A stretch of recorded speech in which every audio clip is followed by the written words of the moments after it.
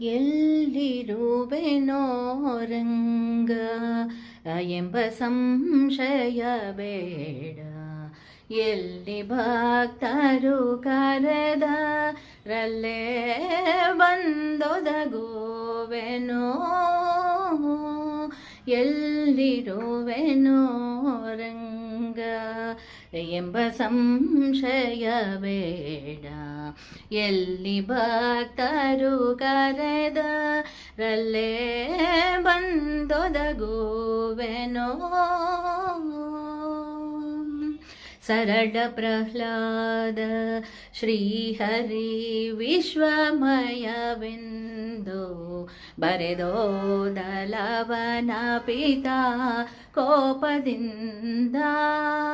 ಸರಳ ಪ್ರಹ್ಲಾದ ಶ್ರೀಹರಿ ವಿಶ್ವಮಯ